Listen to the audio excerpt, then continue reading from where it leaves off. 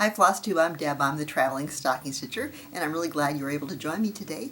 I'm calling this episode Get a Load of This because I'm going to show you how I have loaded charts from Chatelaine into Pattern Keeper and used them to stitch a number of Chatelaine designs. I'm going to do a regular Flosstube first, and it's going to be all Chatelaine themed stuff because I've got a number of Chatelaines on the go. So I've got 3 new starts that you haven't seen before, and I've got a couple of other WIPs that I'll show you.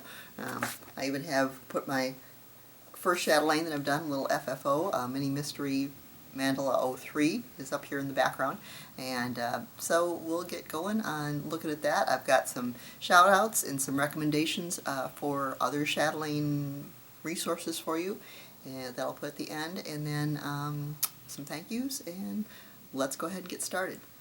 Let's begin with our new starts. So typically I'm a monogamous stitcher by nature, and so it's unlike me to start 3 new starts in a month, which is what I did. They're all Chatelaines, they're all huge, but I gave some thought to it and decided this might be a good approach. For starters, I typically don't kit up things until I'm ready, have some near-term plans to stitch them.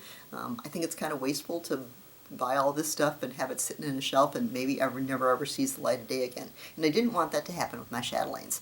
I had ordered some of these things over a year ago, and there was a big back order on Gloriana's, and I ordered it again later, and then finally everything showed up at once. So I had about 7 or 8 kits sitting there in a box ready to go, and they're beautiful fabrics, they're beautiful beads you want to get started on. So just that was sort of the first impetus to get going on that.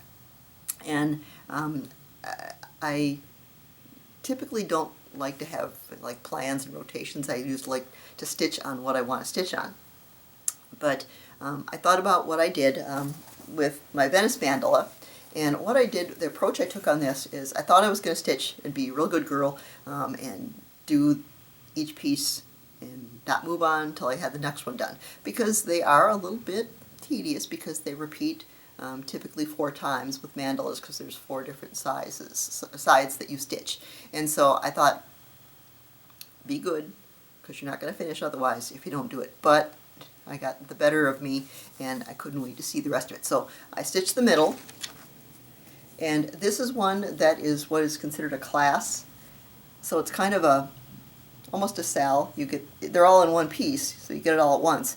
But it is broken down into individual motifs, and I'll talk a little bit more about that when I get to the loading process. So I did the blue middle there and the frames around the outside. But then when I got into like the windows, I did one set of windows and then decided to move along to the next one and do, for instance, the corners then and the masks, and then I would do the Rialto bridge, and I did one of each of those things. And it's not a bad approach because you get to kind of see where you're going, but you also get to, the muscle memory picks up. And so you're familiar with it, you know the flosses, you know the symbols, you know the specialty stitches, where things go. So it was easy to go back, and then when I did all of the one-off things, then I would go back and do, for instance, all of the masks, and I would do all of the bridges, so I do the other 3 all at once. And it sped the process, and you get some confidence and keep going, and it's easier to finish that way. So I like that approach. It also, the idea of once I got done with a piece of repetition, that maybe I would go over to something else and break it up a little bit until I got a little tired with that one. So that's part of the reason for starting so many new starts. So my first new start of the year was a stitch along, a sal, so you had to start that, so that's another reason for starting a new one. This is Watergarden. It's just called Watergarden. There's a few other Watergardens out there. I think like a winter Watergarden. I don't think all 4 of them were ever completed for all the seasons. Sadly, Martina Rosenberg, the designer, passed away, but this is one that was chosen to do a stitch along. Now, Maggie of Kitschy WIPs and Amy of Fiber Arts Amy, they host Chatelaine Wednesdays, the hashtag Chatelaine Wednesdays on Instagram, and they also have a monthly Zoom. And it was at one of those Zooms a couple of months ago that they started saying, how can we get more people involved in stitching chatelaines? And so Maggie came up with the idea, let's do a sale, and then started spitballing ideas. What would be the best chart that is not very complicated, doesn't require a lot of investment. This just has NPI silks that you can use, but the DMCs are also just as beautiful. In fact, when this was designed, the options for the DMCs that are provided, there are better ones because more DMC colors have come out since then. So Maggie and Amy went through and did a comparison of the MPI silks to the DMCs, and they also provided some new substitutions for the new colors. And so I don't think you'd be able to tell. They're not variegated silks. They're fun to stitch with, but if you want to get in and try things and not have a high risk and not have a lot of cost involved, this was a good choice. And it's easy to stitch up, it's beautiful, and I'm doing this one on a 28 count Celestine from Fiber on a Whim, and it's a Lugana, I think it is. Let me double check. I don't know, didn't write it down. But it's very easy to stitch on, and yeah. We just got the next release that's coming out next month. This is 10.3% complete, and so I think they've left the whole month of December to do the beading at the end. So moving along pretty quick. You can still get involved in it. It's not too late. You do have to provide proof of purchase because in the Facebook group we'll be sharing charts and stuff, so they want to be able to make sure that people have bought the chart. But yeah, you're not that far behind. I think it maybe took me 3 or 4 days to stitch up this stuff, and it really went really quickly. So, and there's a lot of good support, encouragement on the Facebook group. So I encourage you to stitch along if that's a great way to get involved in doing your first chatelaine. So part of what led me down the path of documenting how to load a chatelaine into Pattern Keeper was I had done this before on some other charts, and then I loaded this one up. Had a little bit different. Every chart you do seems to have a little bit of a different quirk that requires maybe a little bit of intervention or thinking about. So I decided to document the ways that I did this, and I shared this with the Facebook group for how to get this chart loaded. And a number of people were able to get the chart loaded, and then I started digging a little bit deeper and trying to load my other charts, which is part of my reason for getting involved with more chatelaines, because I thought I'm going to just keep loading things that I have, and sometimes you don't know until you start stitching them whether the load was successful or not. So that's one of the other reasons that led me to let's get the ball rolling with a number of these chatelaines. Now my next new start is Lake Como Mandala, and here it is. We went to Italy and Lake Como, and this is the first place we stopped in Lake Como, and we were riding on the boat and across Lake Como, and my husband said, well, what do you think? And I said, I think it's the prettiest place I've ever been. And actually we spent 18 days in Italy, and by the time we got home this had slipped down to maybe 5 on the list, but it's still gorgeous. I mean, that's how beautiful Italy is. So this is one of the villas that's out there. I've got half the back stitching done on that. So you can see a little bit of definition of the building. Wasn't too bad of confetti, but I did get this into Pattern Keeper, and it's been working just fine. And I've got the middle done, except for I haven't done the back stitching in the center circle. There's some back stitching that needs to be done on that. And I've done my first Jessica stitches. You see those purple ones there, the little tiny Jessica stitches. Those were actually kind of fun. I've been fretting about those a little bit, but I haven't tackled the real big Jessicas yet, but I actually enjoyed doing those. They were kind of a blast. And then I also like these rice stitches, the purple and chartreuse almost. Can you see those right there around the frame edge? That was my first experience with two-toned rice stitches, so that was fun as well. Working on the gate here, I've got a few stray threads there, but I'm doing a little bit of the filigree of the gate. Most of that is done in petite treasure braid. And then I'm coming around the other side and just about to start my second villa over on the one side. I'm doing this on 32 count Azure Blue Lugana, and this is about 22% complete for just the plain stitches. So I'm really enjoying that one as well. And new start number 3 is Gardens of London. This is only about 3 days in, and it's going pretty well. Get real close there for you. I'm doing this one on 32 count white Joblin, and it's an even weave. Martina Rosenberg was not a big one for a lot of real bold colors necessarily and a lot of modeling, so she suggests doing really neutral. This is the same fabric I used for my Venice Chatelaine, and I was really happy with that. I liked how it stitched up, so I'm using the same thing here, just going with the plain old white so it doesn't detract from the other colors. Now, this one was a bit of a challenge to get into Pattern Keeper. In fact, this middle section I am doing stitching just right off the PDF, and I didn't put it into Pattern Keeper.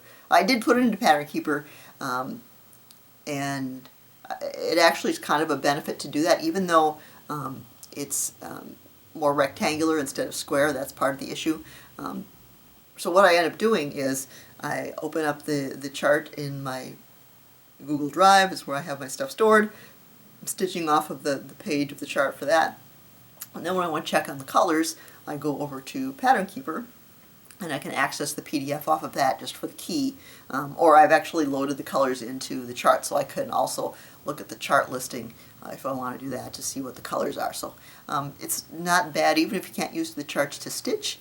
You can have both things up at once and maneuver around to different pieces of the design or the chart without having to, scroll away from the chart and then come back and find your place. So another reason to use Pattern Keeper even if you can't stitch directly off of it.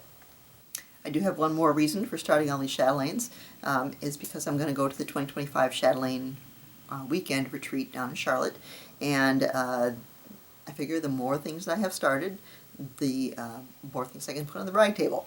It's not really the reason. I really wanted to get more things in there and get things started because I want to be able to take advantage of the situation and be able to talk to people. Maybe somebody else is stitching things that I'm planning to stitch, that I have the kits for, and if they've done it before, I can pick their brains for some advice of how they did things.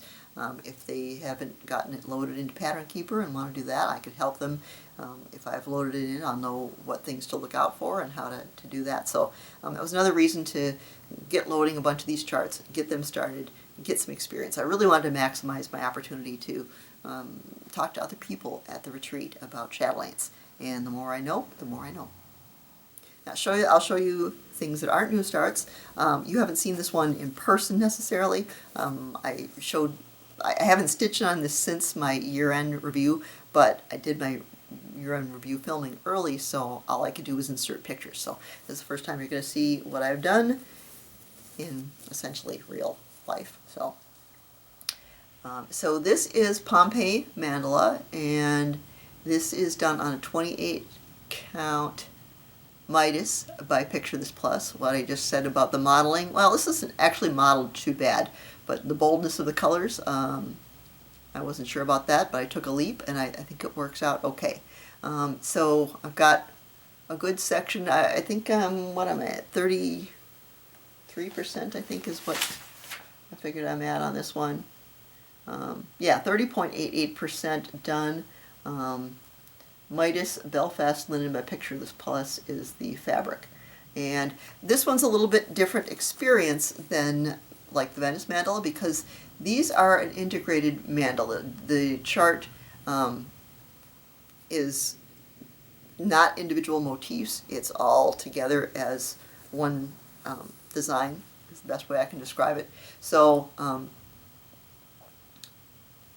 I've got this building stitched and a good chunk of the upper border. I did a little bit of changing, I think on these and then back down here. There's some specialty stitches in there, and I just really, you couldn't tell they were specialty stitches, they were the same color as the surrounding stitches. So I think I just made them a little more green. Yeah, this one over here as well. And what else did I do differently? Here's the middle. I can't get this all in one shot necessarily. So that's what I've got on the middle so far.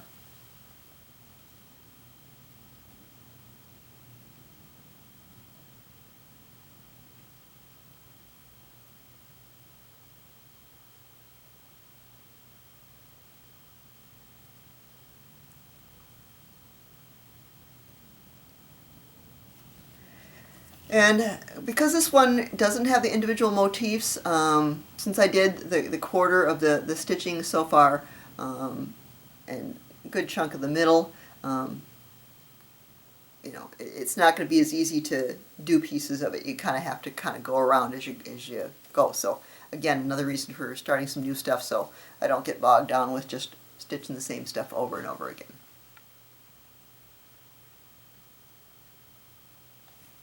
So those are the things I've been stitching on.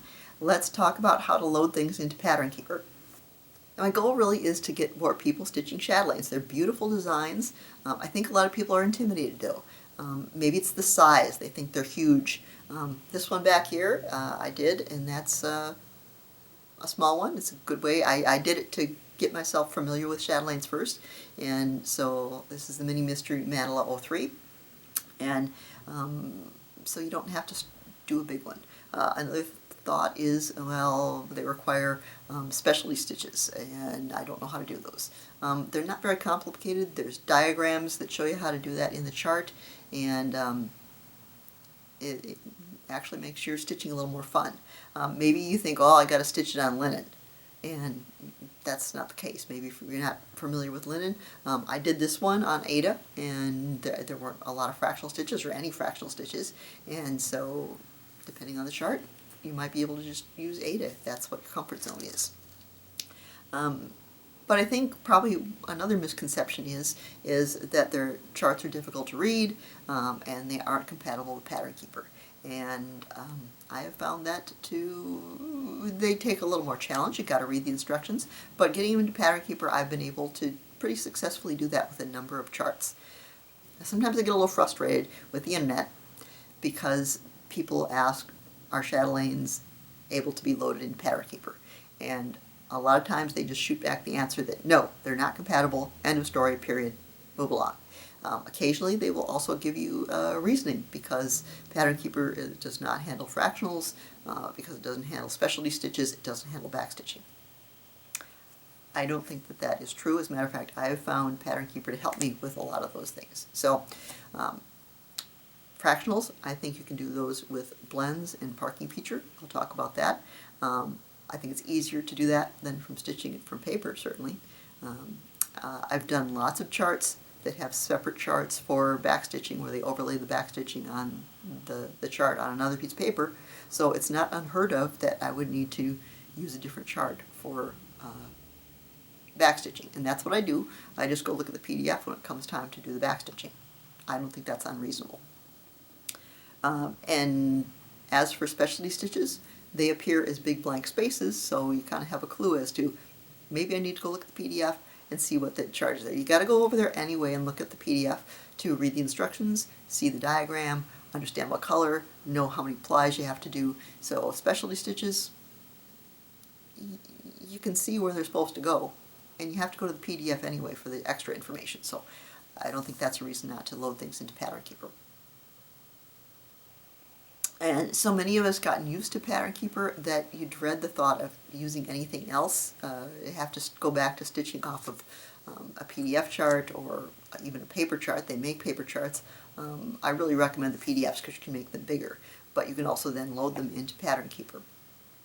And I'm not sure I would have embraced chatelaines as much as I have if it hadn't been for the fact that I can use them in Pattern Keeper, because it makes a huge difference. And because they're big, you want to be able to speed up your process to get these things done. And I found that Pattern Keeper does a great job of making me stitch faster.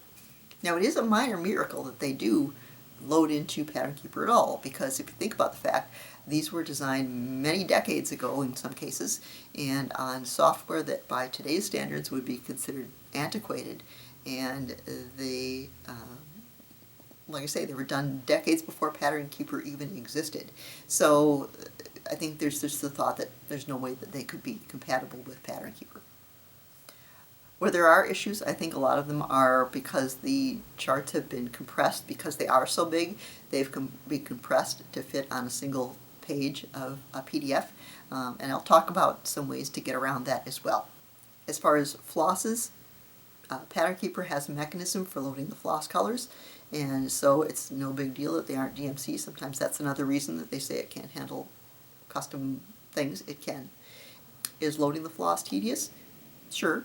But once you get those symbols associated with the colors in Pattern Keeper, you don't have to worry about what those symbols actually are. And one thing about Chatelaines is sometimes the symbols are very similar to one another. You'll have a big circle and a little circle, or you'll have an arrow pointing one way and then a different kind of arrow pointing the same way. So I like to have those associations done so that when I start stitching, I don't have to worry about what the symbol is. I can just go ahead and start stitching whatever the color says it is. So, and it also helps you, I'll talk about ways that you can make sure that your colors are accurate when you get those questions about, is it the big circle or the little circle?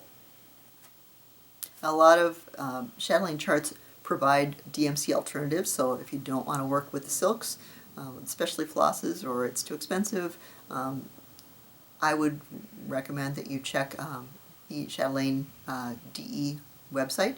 They do have some material lists where they show you all the things that you need, and if there are DMC alternatives, you can use those as well. So that shouldn't be a deterrent for using a Chatelaine, doing Chatelaines, but you can load either one into Pattern Keeper.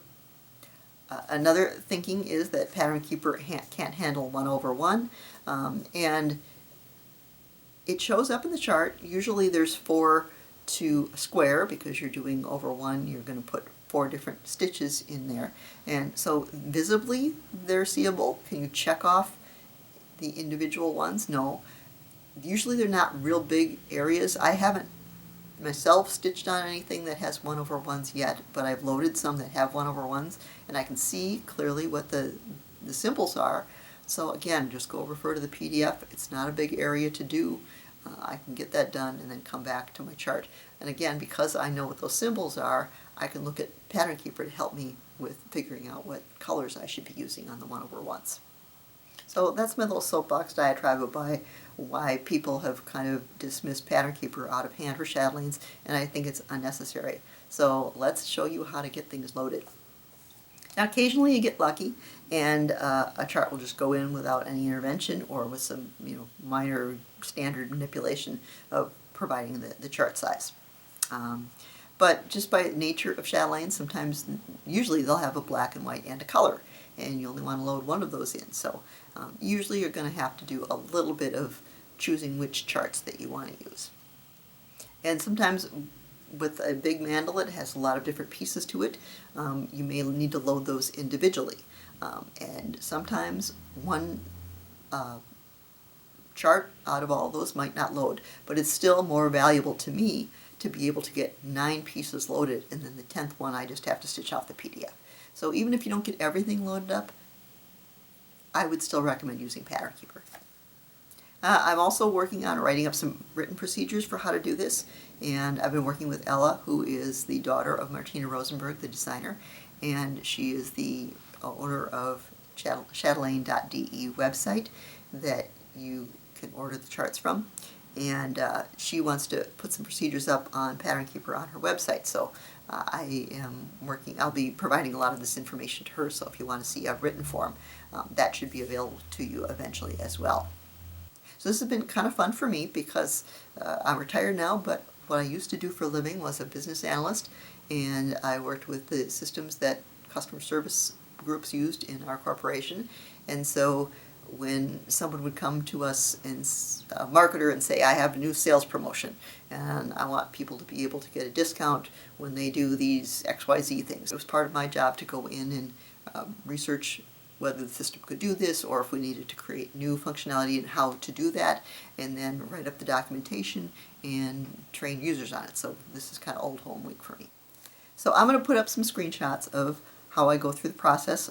Mostly it's going to be a happy path, but I will also show you some exceptions of things that you might need to do a little bit differently. This will probably cover a great number of the scenarios that you'll run into. Now there are a few exceptions to the rule, and the old class files are what they called it when they broke the charts up into individual pieces and would, almost like a stitch along, they would introduce them once a month or what have you. And there's kind of two flavors of that. One are standalone motifs, and so typically each chart is a different motif, and you're going to have to load those individually. And you're going to only want to load, and this applies to everything, you want to really load only the black and white chart. As Pattern Keeper, you'll fill in, the colors will fill in as you stitch things. But with these individual motifs, you're going to get one chart, but you have to stitch it multiple times, and I'll address how to go through that. An example of that would be this Venice mandala that I've done, and you notice that there are different elements. So we've got the Rialto Bridge, that has to be done 4 times, that's one separate chart.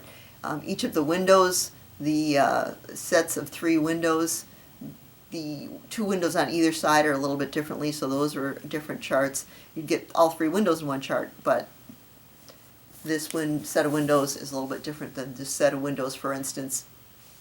And then the masks in the corner, those were a different chart. So you get the sense that you have to load those all up. And I'll talk about the ways that you go about stitching that. Some of the old file charts, while they were broken up, they are in 4 quadrants, and they're integrated. You load it up as a single chart, and Pattern Keeper will knit it all together. Another plus for you.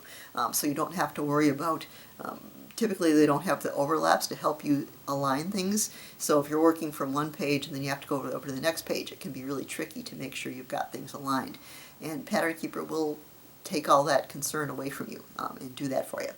An example of one that's integrated is I've got this WIP of Pompeji mandala, and so I've got basically a quarter of it done here. I've got a start on the middle, and then this building here, and then it runs into this tree here, and you'll notice that right on the other side is the next tree, and then I start stitching the building again. So even though they're different elements, they really are tied all together, and they're just stitched over and over again. So you want to do that as one chart so you don't have to worry about the overlaps.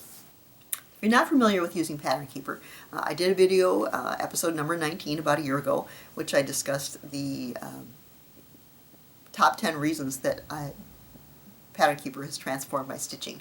And so it's not specifically to chatelaines, like this video is, but that one is going to discuss some benefits you might want to look into as well if you're not familiar with that. For one thing, it helps you find all the symbols for a selected color, so it can help you with something as large scale as chatelaines to not have to make sure there's not a ton of confetti I've found in some chatelaines, but speed is always important. If you're tackling something that's 2 feet by 2 feet, you want to speed the process up so you can get it done quickly. It also helps you to mark off the stitches, so when you're doing the confetti you don't get confused as to what you've done and haven't done, and run the risk of missed stitches, so that can be an issue. So once you link that color to the symbol, you don't have to refer to the key, which can be difficult, like I mentioned, to read in chatelaine charts because of the similarity of symbols. And Pattern Keeper allows you to track your progress. Now, the old class charts where you're doing multiple motifs, you're going to kind of have to keep a separate spreadsheet if you really want to track your progress, because like I mentioned, you have one chart, but you stitch it 4 times. And because you mark your stitches off electronically in Pattern Keeper, you don't run the risk of getting ink or highlighter on one of these big, expensive things that you've invested a lot of time in. That would be my worry about marking things off. So that risk has gone away. You don't have to worry about doing that as well. There's support out there. There is the Chatelaine support group on Facebook, and there also is the Stitching with Pattern Keeper Facebook group out there, so you can use those if you've run into problems or have questions. And another thing that I like is the Pattern Keeper app stays open. If I'm working on a PDF chart on my tablet or phone or what have you, it's going to time out. Yeah, you can do overriding to stop it from doing that, but then you have to keep switching that back and forth when you stop stitching. So there is a new version of PK Pattern Keeper that's being rolled out, and I don't have it yet. I'm assuming that none of these procedures will change, but I just want to put a warning in there that I think it's mostly new functionality. I think they may also be introducing a version that can be used on Apple products. Right now it is Android only, but my understanding is they're doing new things like being able to identify stitches that need to be picked out later. That I think is the big change that's coming. So just to be aware, things may change, but I don't expect that they will. So I'm going to just go ahead and put up some screenshots here as I walk through the process to show you what it looks like. First up is you want to open up Pattern Keeper, and right from the home page there is a plus button on the lower right hand corner, and click that plus button. I've taken these screenshots from my phone. I typically stitch on a phone, so my orientation is vertical on these. If you're using a tablet, maybe you'd use horizontally, but just to let you know, this is what it looks like to me.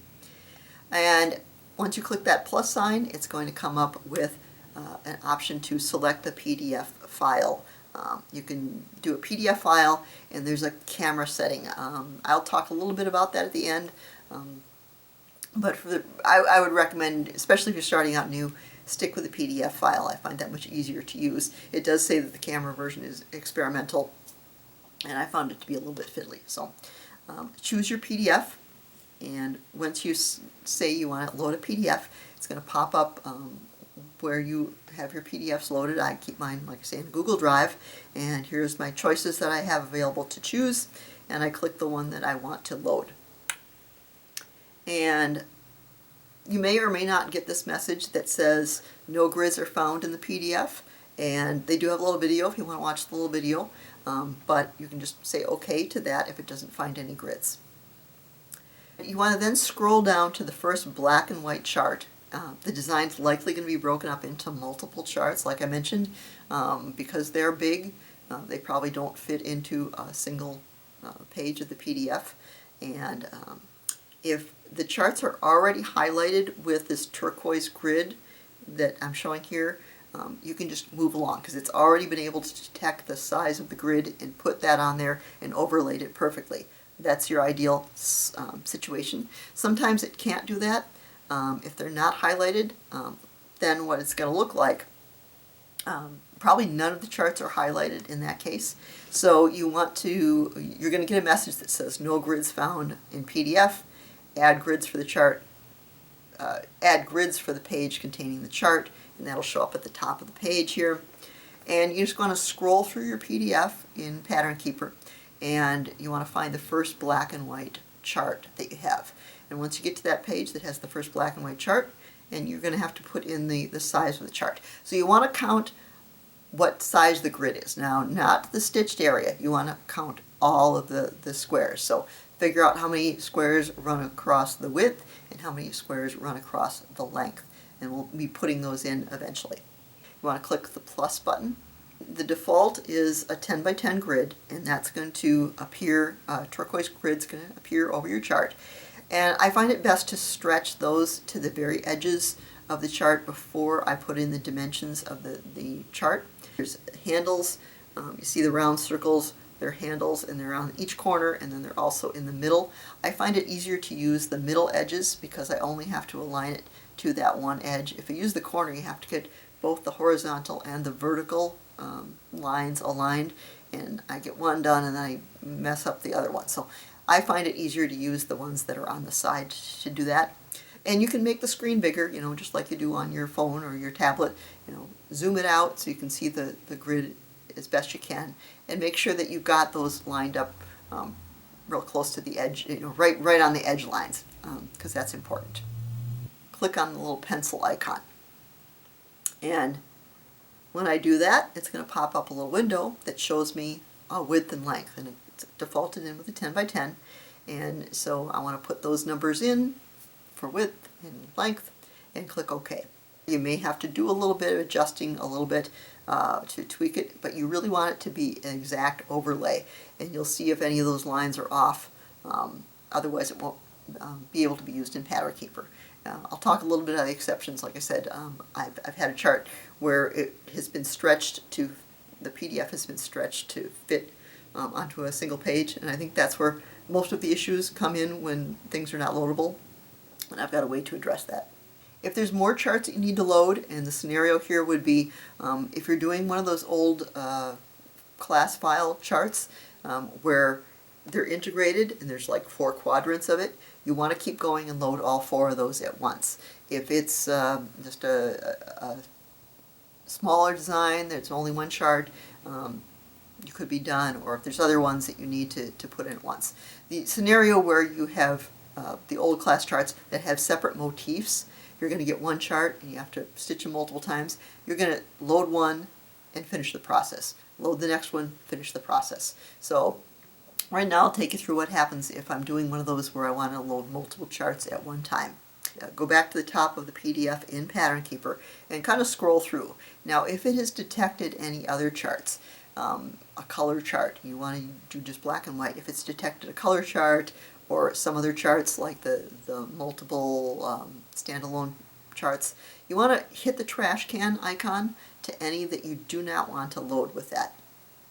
There may not be any. If it wasn't able to detect any charts, there might not be anything to load. You won't see the trash can icon in that case. Sometimes there's bonus charts or alternate charts, so you don't want to load those as well either. You just want the basic chart that you're going to be dealing with to be loaded. So if there are more charts, you want to go on and go to the next black and white chart that's out there and repeat the steps that we just went through. So once I've deleted any extraneous things, I will click OK. And you may get a message that says, does the chart excerpt below have any shaded or lightly colored rows or columns at the edge? And it's going to show you a little image of the chart. So you want to select no or yes is appropriate. This example here has a little line across the top where there is an overlap, fairly uncommon in the Chatelaines that I've loaded. So in this case I would say yes. Otherwise, if there's no overlap, you'd say no. If I say yes, I'm going to choose how many rows of overlap there is or how many columns of overlap. In this example, there's 1, so I would change the drop-down list box to 1 and click OK. And what's going to pop up next is to click the Input Thread Numbers button. So it says it's successfully loaded or imported your chart, but they couldn't import all the thread numbers. And this is typical of Chatelaines. I don't know if I've ever seen one where the colors actually came in from the key. It may have happened once, but it's pretty unusual. It says please input the missing numbers and verify that the legend in the mock-up looks correct. So you push the Input Thread Numbers button. You may get a quick tip message that says if you don't want to add the colors now, you can assign a flat gray color. And if it's okay, click OK. This is a message that you can suppress and don't show it again, so this may be something you've already turned off, so this may not occur for you. So if it does, click OK. If you want to continue adding the colors now, you can click the 3 vertical dots that are in the upper right hand corner. If you don't want to do that yet, you can do that later and I will show you how to do that. If that's the case, just click the right arrow in the lower right hand corner and it will finish processing the load for you. If you have other charts that you need to load as part of the class, the standalone ones, you might want to go ahead and load those up as well and do each one just following the procedures we did from start to finish. And then maybe you want to do all your colors because you're going to have to load the colors in on each chart individually. So let's say we're going to do the colors now. You click on the 3 vertical dots in the upper right hand corner, and then I will select Advanced Options, also in the upper right hand corner, and select Assign a Flat Gray Color to all the unassigned symbols. So you've got 2 choices. One talks about Gecko Rouge, which is a different designer. We're going to do the bottom selection to assign a flat gray color. The floss list will show up all on the left hand panel, and you'll see all the different symbols there, and the space that's in there as you load the colors. You'll see the numbers appear in that area. And then there's a little icon. It's assuming that they're all custom because you see a little artist palette. That's the symbol for custom. If you load DMCs, you'll see a little horse head, which is I think the DMC logo design. So once we click on one of those symbols from that left panel, you're going to see this window pop up. It's going to show the symbol at the top of the screen that you're working on, so if you forget, you don't have to worry about that. And there's a line at the top, and that's where you're going to type in your floss color. I'm going to start with the DMC example first. Over the little drop-down window, the first one on the right there at the top is that little artist palette. If you click on that drop-down list box, you want to select DMC from the list. Now it's usually at the top and you may have to scroll up to see it, so sometimes I will click the DMC or the selection to change it to DMC first and then enter the color, because it seems like it works a little better that way. And once I've selected that and entered the number in there and it knows it's DMC, it'll show a band of the color, so it's kind of a reference point for you to know that, okay, this is the color I would expect to see. 3822 in this example is kind of a yellowish color, so that's your first clue that you've gotten things correctly loaded. If it's a totally different color, you might want to make sure that you didn't key something in incorrectly. So then you can just click Save, and the color is going to display next to the symbol on that left side pane, and the color is also going to be filled in on the chart. You see a little mock-up there, and you'll start to see the colors appearing there as you enter each symbol. It's just another good cross-check for you to make sure the color looks appropriate for what you're doing. If you see two smaller symbols in the same box, those are going to be fractionals, and we'll talk through that in a minute. Next, we're going to load some specialty flosses, some non-DMC flosses. And pretty much the same process. You select the symbol you want to load from the left navigation panel, and it's going to take you to the same window, and you'll see the symbol at the top. Now, a little hint for you: the naming convention for a petite treasure braid that is used in a lot of Martina Rosenberg's designs for chatelaines, she would typically use a capital letter. So if you see an A or a G, that's a kind of a hint to you that those are some of the more common petite treasure braids. So you want to enter that into the field. I typically will enter not only a number but also the color, so it'll help me a little bit. So if I'm doing PB01, I will put bright gold, I think is the name of it. If I'm doing PB 26, I think it is, it's like an antique gold. So I'll put the name in there too, just to give me a clue, because they're very similar looking flosses, or threads.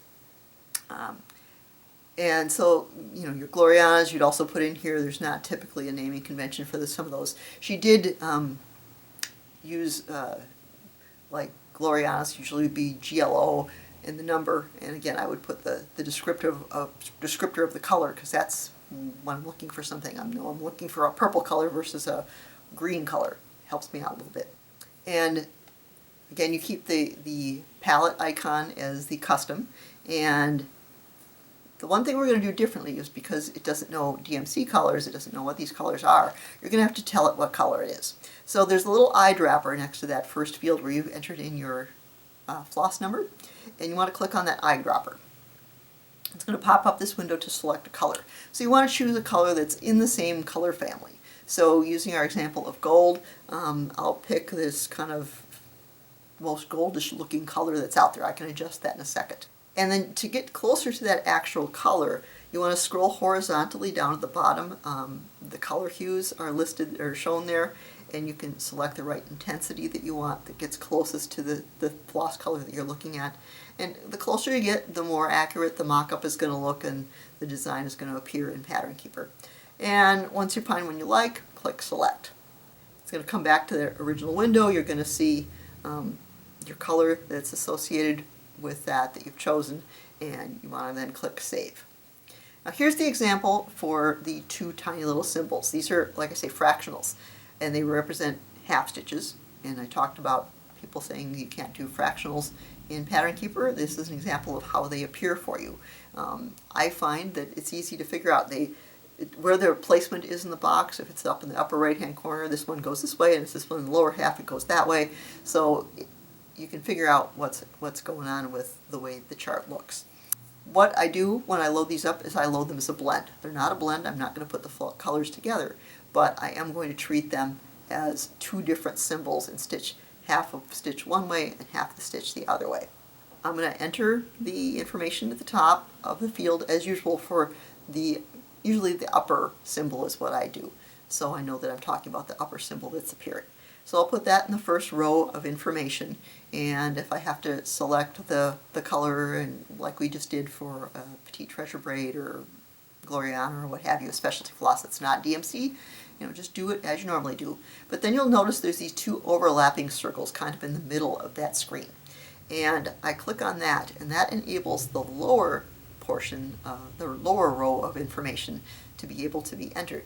So then I will put in what the other color is that's going to be the other half of the fractional stitch. Put the number of the floss with the name of the color, perhaps, if you need to, if it's a specialty thing.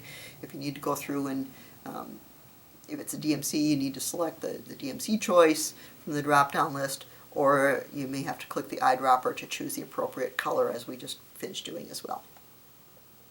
So you want to just kind of go through your whole color list and assign all the colors to things.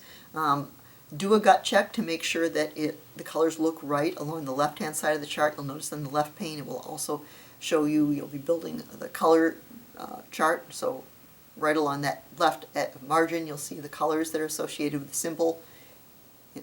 Just make sure that they look like they're appropriate. You know what your DMC colors look like.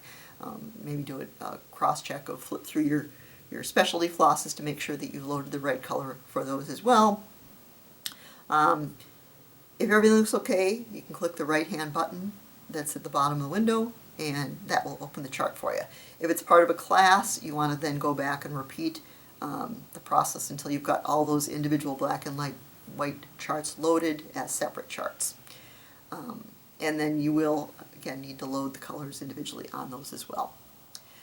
If you wanted to do this process after you've got all your charts loaded, instead of choosing the three dots that are up in the upper right-hand window, if you're in the Pattern Keeper homepage, you want to click what's called a little hamburger menu. It's the three little horizontal squares that are at the bottom of the chart in the main page of Pattern Keeper. And I click on that, and I select Edit Legend from the menu, about halfway down there. And then it's going to just pull up a screen that's very similar to what we've seen already. It shows you your left-hand panel. You click on it, you go in and associate your color to your symbol. One other potential pitfall that you want to keep an eye out for when you're loading your colors is negative images. So it looks like one image on the PDF, when you load it into Pattern Keeper, it looks like the opposite of that image. And I'll show you an example of one that I have found. So this is the key here, and you'll see that 904, which is forest green, very dark, looks like on the key it's a black square with a white circle in the middle. And then there's another example down below here where we've got beaver gray. I can't see the number here with how I've got it, the picture here, but this looks like a white square, and then it's got a black circle around it, and there's white in the middle. So it just looks like that somebody drew a black circle around it. And then you can see right next to it how those appear in Pattern Keeper. So the black background with the white circle actually looks like a white background with a black circle, and the other one that looks like a drawn circle, a black circle, is actually a white circle on a black background. So it's almost like looking at a photographic negative. Now, there is a setting in Pattern Keeper where there's a theme. If you go up and click on the little gear icon, the settings icon in Pattern Keeper at the top of the page, the first thing you see is, under the general category, is the theme, and there's a light and dark. So when it's in light setting, this is where I've seen this negative image thing appear. And if you change it to dark, here's a side-by-side comparison of what that looks like between the two different light and dark settings. On the left-hand side, you've got the light, and this is that reverse image look. When I set it to dark, it matches the key. So while you're loading your stuff up, you might want to look at that. Unfortunately, when you see that left-hand panel, it does not change it to the dark setting. It's only when you're looking at the chart, when you're in the stitching section of the chart. So I would kind of go through looking at all the chart symbols and seeing if in the dark mode that makes a difference or not. When you go back to stitching, you don't have to leave it in the dark mode because you'll have all those associated, and you don't have to worry what the symbols look like at that point. Again, I really like Pattern Keeper for that once I got the stuff loaded, I don't care what the symbol looks like. But just be aware of that, because that can really foul up your stuff if you get the wrong color, and it's very easy to do accidentally. So that's kind of the happy path of how to load your chart and your colors in. I'm going to now go through some exceptions for loads, so if you run into a little bit of problem, these are the things to look out for. If the grids don't line up, or the grid goes beyond the screen edge. Typically I've seen this happen with really big charts, and if you enter the width and length and the grids don't align, or sometimes the grid will just go off the edge and you can see the left hand side maybe of the little handles, the round handles, but I can't get to the edge, it's off the screen, and I can't make it bigger or smaller to get to that edge. It's likely that the image was manipulated when the PDF was created. So the workaround is to go back over into the PDF, and you're going to zoom out to make the image as large as you possibly can on your screen, and then you want to take a screenshot of the image, and you want to do subsections of it. This is one that I ran into in Gardens of London because it's a 367 by 367, and it's just huge, but inside the chart it was mushed up, and you can barely even see the individual squares. So that's kind of your first clue that something different's going on. So what I did is I went back to the original PDF, and I zoomed it out as big as I could, the section I was going to work on, and I had to take it up and break it into subsections. And I took a screenshot of one corner of it, and a screenshot of the next corner of it, and so on and so forth. Depending on how large it is, you want to break it into chunks. And I found about a quarter at a time worked about the best, I think. And then you may need to crop as necessary, but you may want to leave a little bit of margin around the edges of the grid, just to give you a little wiggle room to manipulate and position the grid. And then you want to take that screenshot and print it from a JPEG to a PDF. Now, hopefully your printer has a way to do that, and there's some software. It's a little bit out of the realm of what I want to get into here, but if you have a way to change that into a PDF, do that. You may have to play around with it a little bit, so when you're printing it to PDF, try portrait, try landscape, because again, sometimes the charts will be flipped around, so you want to be able to see that whole image on the page that you're going to be printing, that you want to load, that whole subset. You want to be able to see that at once. And then take that PDF and load it using the regular procedures that we have. And then you're going to have to do that for each of those subsections that you've created. So that's kind of the workaround. Not the easiest thing, but again, if it gets it in Pattern Keeper and you can stitch that way, aces. The other issue with doing this, and what makes it not a perfect solution, is you won't be able to load the key or the colors or do searches. So you'll only be able to move around and mark off stitches. And when the highlighted stitches are updated, they're going to appear gray instead of the actual color. And for this reason, this is the only time that I would load the color chart that I've found, rather than the black and white. And the thinking here is, at least you can see the color chart to begin with, the stitches you haven't stitched yet, which is a little bit the opposite of what you normally do in Pattern Keeper, because they're going to end up being one big gray blob when you get it all stitched. So picture also, it might also be a little grainy because it was so compressed in the original PDF. It's possible that the resolution might be a little less than desirable. So,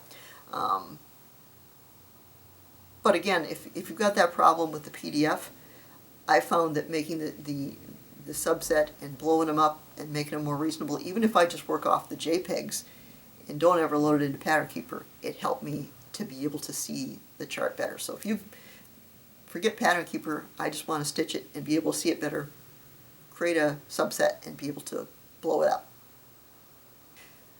Another scenario that I've run into is when both the color and the black and white charts load automatically. Now, I mentioned that typically it doesn't just detect it and load it in automatically, but I've ran across one, I think it was Marrakesh Nights, that loaded up automatically.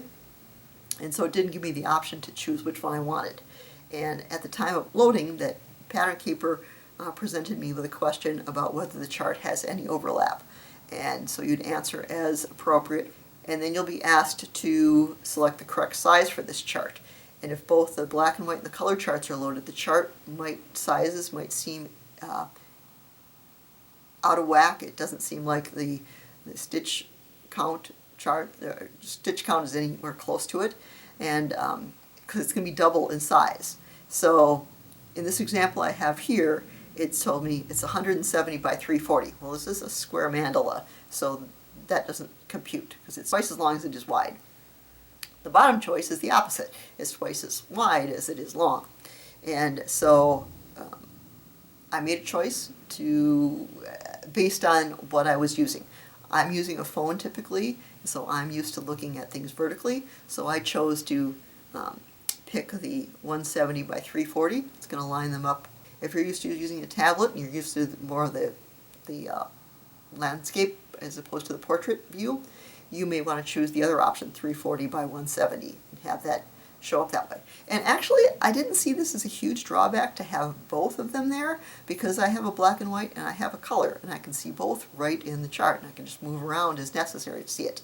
Now you're going to have to, if you like to keep track of your counts, be cognizant of the fact that you've doubled your stitch count. So just divide that in half and figure, okay, if I've got 25% of the chart done, it's really probably only about 12.5% of the chart done, because I'm not going to stitch them twice. If you don't want to see both of those in, there's the workaround where you can take a copy of the PDF that contains only the desired chart. Now, you can either do it with the screenshot thing I told you about, or you can, another option that the Pattern Keeper webpage talks about is they have software that is called ilovepdf.com, and they have a page where you can remove pages from your PDF, so you can just focus on one PDF at a time. So that might be helpful to you as well. And maybe you want to do that up front, or you want to do that before you load in your charts altogether. Something to think about and look at. Now, there are some advanced options in loading a PDF, and I'm just going to talk about it. I haven't been able to get it to work. I think that there's possibly a bug, and I've logged that in the Pattern Keeper website. But what happens is, and I've tried this on a compatible chart, something that is considered a PDF or a PK compatible, Pattern Keeper compatible. So it's not just a Chatelaine thing. But when you first click that plus to load a chart, a little box shows up, and down below there's an advanced options choice. And if I click on that, it opens up this window where there's a number of different things to choose. And the first one I thought might be helpful. So it is a advanced import option to show all steps. And the thinking for this is it's going to prevent Pattern Keeper from doing those educated guesses and kind of plop grids down on things where it thinks it has found a thing. And you can intervene, and if something is the wrong size or the grid layout is incorrect, it should allow you to make choices all along the way manually without having it detected. And the problem with this is when you go through that, then it takes you to that question about is there overlap? And typically Chatelaines don't have overlaps, and so it didn't show me the picture of the overlap. It just showed me the yes or no. And if I clicked no, it did nothing. If I clicked yes, it did nothing. So I could not get past that point. So if that's not fixed, ideally that would let you get around some of these issues, but it doesn't seem to be working. Like I said, there's a new release coming out that maybe this has been addressed already. I don't know, but just be aware that if you're wondering, I'm not talking about that, I've not been able to get it to work. There's also, when I first showed you the screen where we talked about the PDF, there's also that camera option, and this can be used to import a paper chart by photographing it. Take a screenshot, like the things I've been talking about. You could load that screenshot directly using this camera option, but I found it to be a little finicky to work with.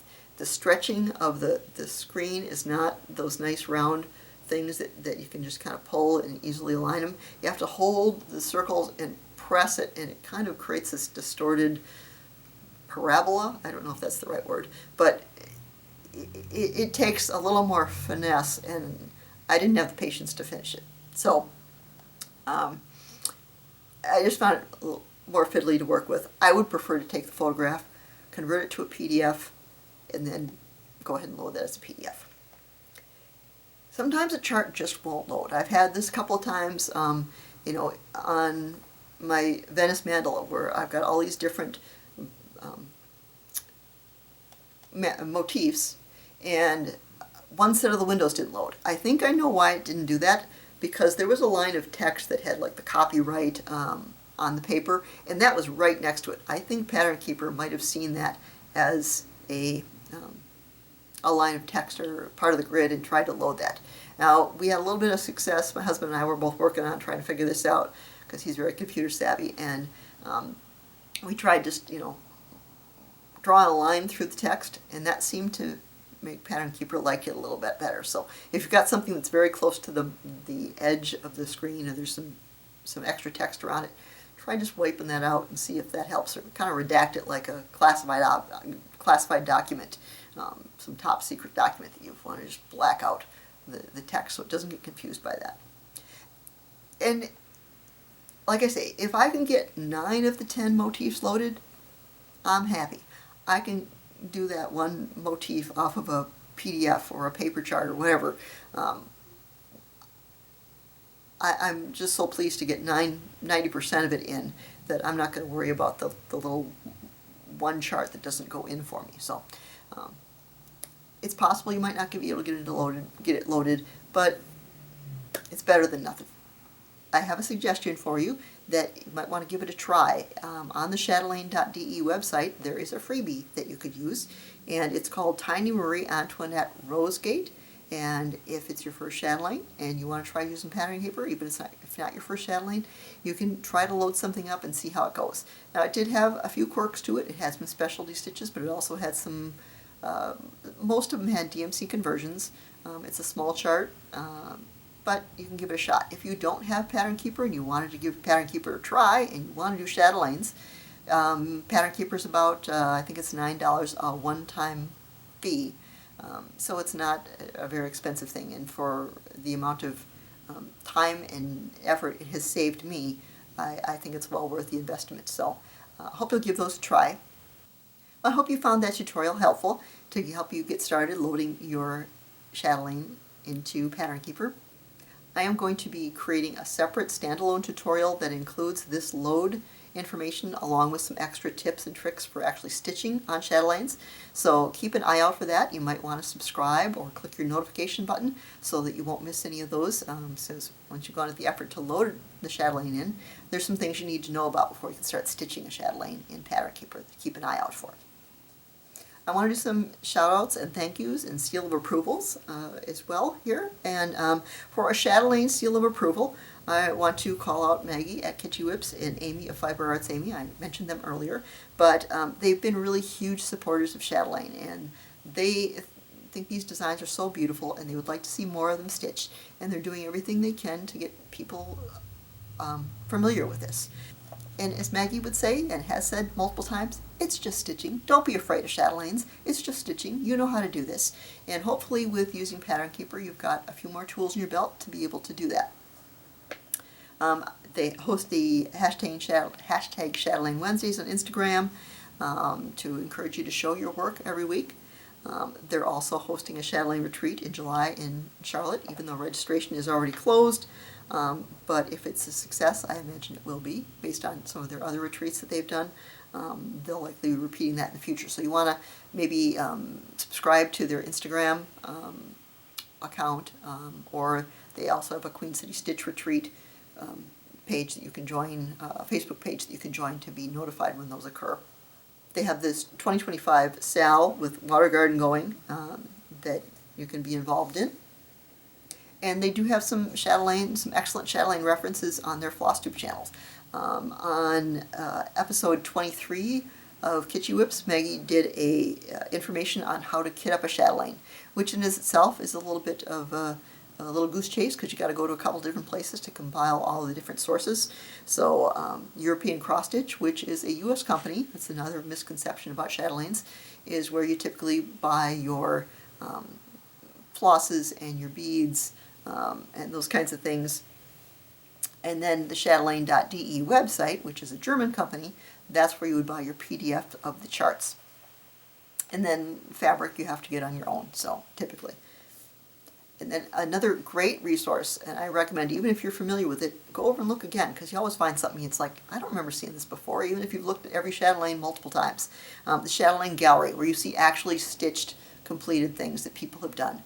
Once you've started stitching one, you want to go over or start stitching one actually, you want to go over and look at it. And this is another good check for your colors, to make sure, does the color I load look like the color on the gallery that somebody else put in there? So another excellent resource for seeing things actually stitched, which look nothing like the mock-ups that you typically see for the charts. So good suggestion for that. And then Amy of Fiber Arts Amy, she recently did her episode number 41. She did a total Chatelaine kit parade, or Chatelaine parade. So it was a combination of WIPs that she had started. Some cases it was the kit, sometimes it was just the chart. She typically has fabric and all the floss ordered separately, even though she doesn't have it on her radar to ship to stitch those. But I would recommend highly looking at her Flosstube 41 as well if you're interested in Chatelaines, because she got a huge collection of things. I do have a thank you from previous floss tubes that have mentioned me. Adelaide of Adelaide Stitches. Her name is Adelaide, and she lives in Adelaide in Australia. And she had Flossmas. She was doing her Flossmas episodes. In both Flossmas 23, she kind of blind shouted me out. She hadn't watched any of my videos, but somebody told her that I stitched a lot of Christmas stockings, and she was planning to do Christmas stockings. And even though I said this was going to be not a Christmas stocking, but a Chatelaine special, I am going to recognize her, because she not only shouted me out the first time, sight unseen, but when she did that, we had a little back and forth on comments in YouTube, and I suggested that she watch my episode 24, Kick Off Your Shoes. It's a stocking parade, where I showed 46 of my Christmas stockings. I referred her over there because she was just about to get started stitching stockings for her whole family. And she had a number picked out, and coincidentally, I have probably 3 of the 4 I think that she had picked out, but none of which I had stitched yet, so we have very similar tastes in stockings. So if you enjoy the stuff that I do, go check out Adelaide Stitches. And then in episode 24, she'd watched some of the videos and had watched, in particular, that one that showed all the stockings. So she, again, gave me a second shout out. So thank you very much, Adelaide, and I enjoy watching your channel, and I hope everybody goes and watches her as well. And then Lynn, Lancaster Stitches, I have enabled her. She saw the UK UK watercolor, got Chatelaine on the brain here, design that I have been working on, and she has done a lot of things. She lives in Lancaster in the UK, and she has done a lot of map type things, and she liked the Union Jack that was in the corner, so got somebody stitching that as well. So that was, this chart is from Tam Stitches, and she, in her last video that I saw, part 1 of her 2024 WIP Parade, she mentioned this, and she also mentioned she's going to pick up some other charts, which I also looked at. They're full coverage, which I don't typically like to do, but I was really tempted. Some of the watercolors, the Scottish watercolors, or the UK watercolors, cottages, were very beautiful. So you might want to check out both Lynn, Lancaster Stitcher, and Tam Stitches on Etsy. And so people that shout me out, you can find their videos. I always, in my end credits there's usually a card for shout out playlist, and so you can check out Lynn and Adelaide's videos that they mentioned me in, so go give them a look. And I have something else to share with you. Again, it's Christmas stocking related, but I have been remiss because I was waiting for a stocking themed episode to show this, and then I got lost in this bunny trail of Chatelaines and other stuff and haven't touched a stocking in quite a while. So Cindy Kay had shared with me that she had used the tutorial that I did for how to hand stitch and back a stocking. And she shared this with me back in October, and I just have not gotten into any stocking related stuff. Been doing more travel themed things and sort of things. So she showed these wonderful pictures that she had done of a Christmas stocking, and she finished this. This is a cherished heirloom now for her grandson, and so she was kind enough to share these pictures with me. She did mention a couple things that I'll relate to you here, that when she first turned it inside out, she didn't like how the inside, the top of the foot looked, and I kind of covered that you can always just restitch another line and get closer, and she was very pleased with how that turned out, where it was closer to the actual design. And then she improvised. She took, and this I thought was a great idea. It was a kit, and they provided felt. She didn't want to use that felt for the backing, but she used it as almost an interfacing kind of thing, or to give it a little more support. And she attached the felt stocking as an extra layer beneath the cross-stitch fabric, and that would protect the stitches, so little hands going through and digging in that stocking for the goodies, they're not going to mess up the stitches. And she also ironed on some Peloton interfacing onto the back, and so it wouldn't be see-through and give it a little more stability. And then, similar to me, I do not like the big clunky hangers that they typically show you to do, so I will either attach a little piece of sometimes metallic floss. But she had a great idea. They gave you some yarn in the kit to use. She kind of improvised a little bit and braided it, and then weaved in some gold thread amongst the braid to give it a little spicing up a little bit. So thank you so much, Cindy Kay, for sharing that with me. Beautiful, beautiful stocking, and couldn't be more proud that I helped you do that. So I'm very pleased and glad that you were able to do that. And like I said, there is a theme here after all, because I would like you please to let me know if you were able to successfully load some chatelaines or anything into Pattern Keeper that you didn't expect to go into Pattern Keeper based on this information. Even if things don't go so well, let me know. Maybe it's a scenario I haven't run into yet, because it seems like every one I load I get a little surprise that requires me to do a little bit more adjustments or tweaking or workarounds or what have you. So I'd like to increase that catalog of knowledge I have as well. So feel free to ask away if you have questions about something not loading right.